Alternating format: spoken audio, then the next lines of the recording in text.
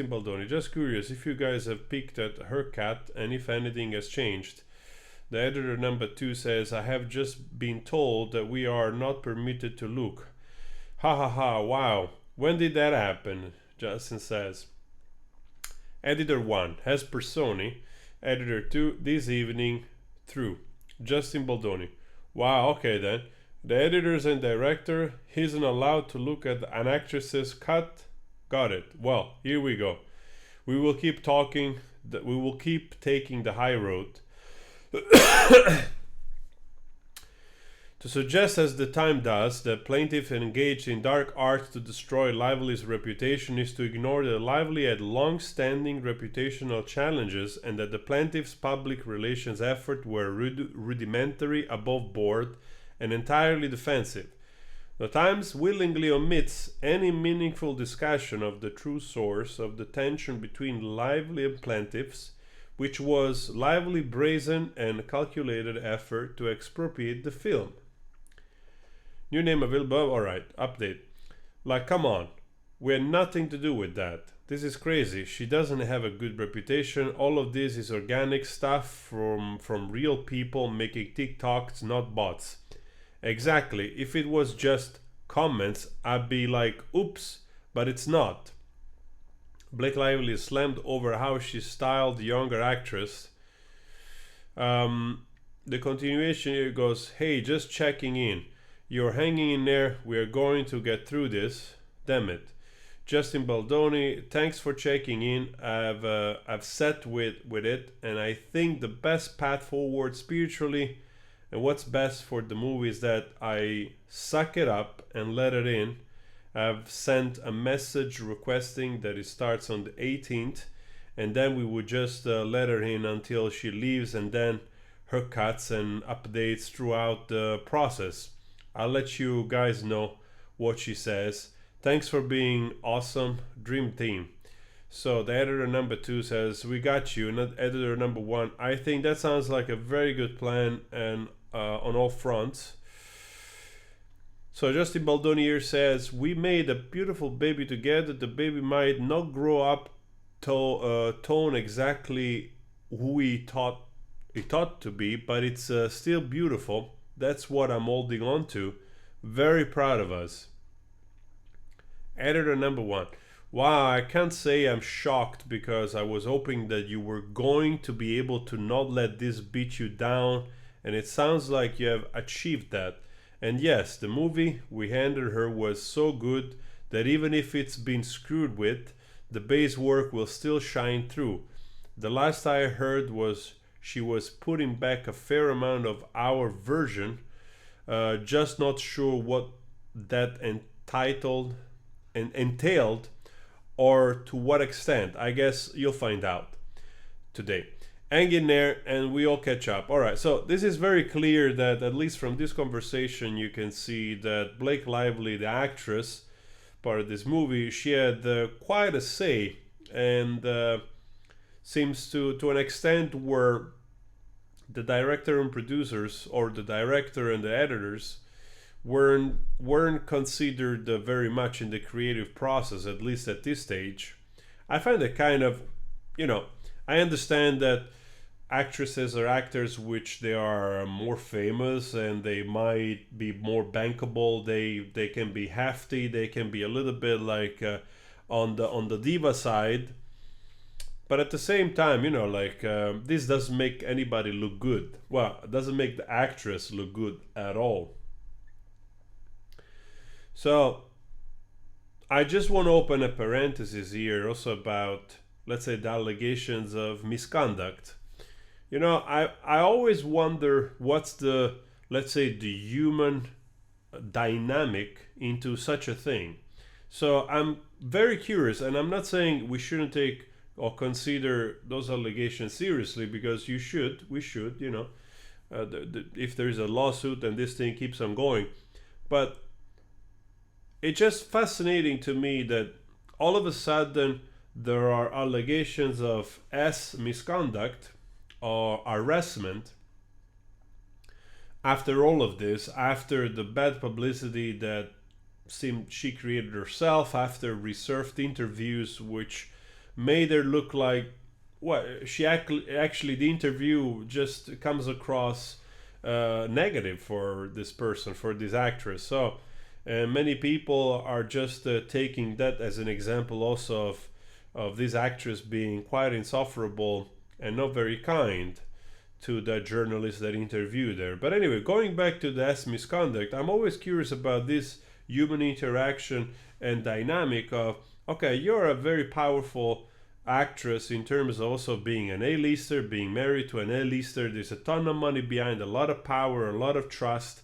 So whatever happens, you're covered in the way that, you know, you're not an emerging actress that even if allegations, even if something was carried out, which would be absolutely wrong, right, in terms of harassment, you will suck it up because you go like, okay, I got a job, I can deal with this, whatever that is. I don't know. We'll talk about that in a second. Here we're talking about somebody that probably doesn't even need this. And as you can see from those messages, it seems apparent that she had a very strong foothold in the direction of the movie. So, and everybody was basically running around trying to make her happy. I read another article somewhere saying that she wouldn't show up for wardrobe fitting, and she wanted to have the whole wardrobe being brought to her house in New York, which she was 15 minutes away from the set. So, and that she wanted to use her own pair of very expensive boots, $5,000 boots, and the writers had to basically sort of try to readjust the story to make the boots fit in her characteristic. Otherwise, you know, it will seem more unrealistic that the character will own that much expensive boots. So anyway, I'm just curious to see. Sometimes I have the feeling those actors, they sort of use these as a shield of the, you know, the harassment thing, but it's not 2016 anymore. People are a little bit fed up with wokeness, because my feeling so far is that, you know, at what stage, if there was something really egregious taking place on set that nobody has seen, right, that is so egregious that goes in the category of harassment or as harassment, right, that is sexual in nature to that degree, right, that can be pursued like legally, right? At what stage you don't just you see something like that and you don't walk out right away and you start the whole process instead of bad PR, you know, damage control. You have to put somebody under the bus, so we put the director under the bus. I'm just saying, right? So Jane Abel, this is probably from I think it's one of the PR. So, hey Jamie, just filled me in about BookCon. I know this is devastating and such a kick in the gut. It's petty and childish at this point. I'm just making sure you're okay. We will get through this. Eye on the prize. Her attending BookCon is a win for the film ultimately. And if she wants to drag her ass to Texas, then let her. You can be home with your family, which is important. She's kicking me out officially from the film now. She's finishing it all. I can be involved. The music, sound, VFX, everything. I make it through somehow. Just need to feel it. To feel it all. So, wow. This is crazy. Hey, can we get a call on the book to discuss overall strategy and also the sensitivity of what we are going into with the release? I love Steph there as well, and somebody else. I cannot read this thing. Anyway, as you can see here, what a horrible person, but nothing we can't handle. What's important is that you don't do what you need to do and have the solace to make a great movie. Is it solace or like maybe I'm mistaken? Let me see. It's very hard to read. To make a great movie, I'll touch base with Steph and get a sense of her recovery and when she will be up for a call. Man, Notably absent from Time's narrative is Lively insistence on obtaining editing privileges and demanding her own version of the film, a departure from industry standards.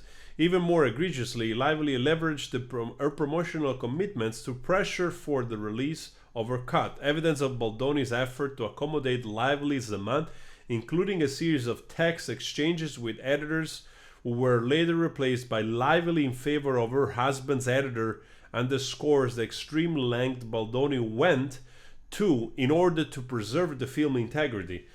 Wow, dude, this is crazy, man. This is crazy. And also, like, totally using her husband being more powerful, more connected to pressure this small production to get her way.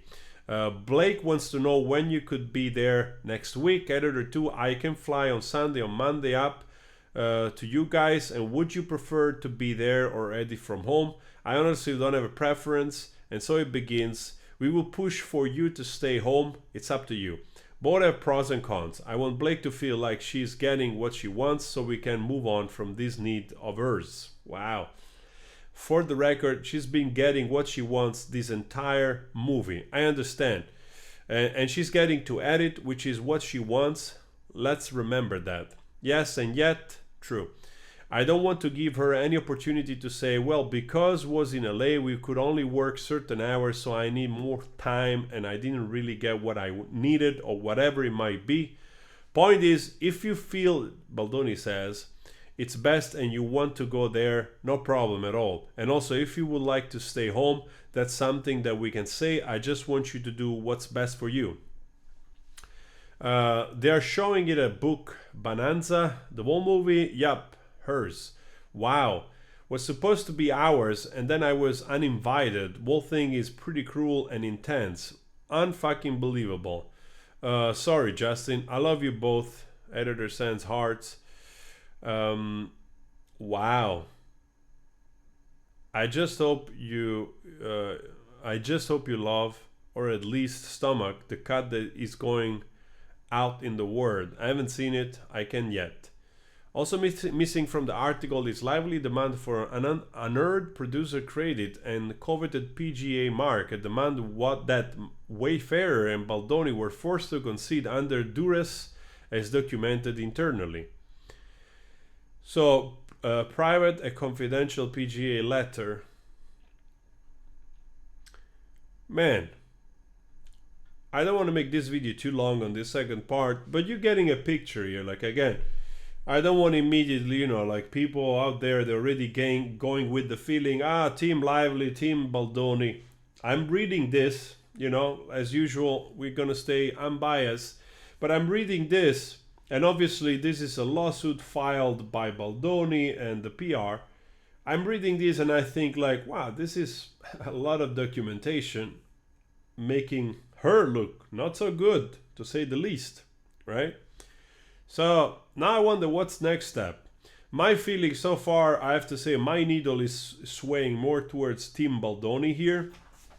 I think so far, at least with this type of evidence, this guy was pressured.